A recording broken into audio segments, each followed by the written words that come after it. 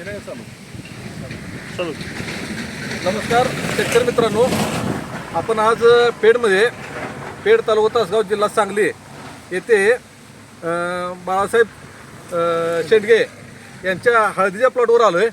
या हळदीला आपण 12 तारखेला ग्रॅन्युल्स खालून दिलेला आहे 12/7ला आणि त्याच्यानंतर 6 दिवसानंतर PGP आणि SPAचा स्प्रे घेतला आहे.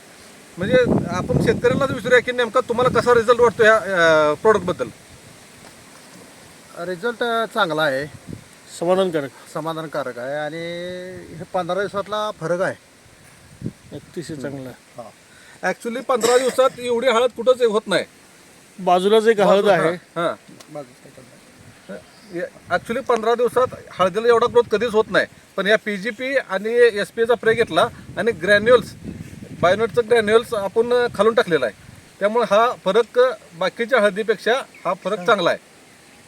आता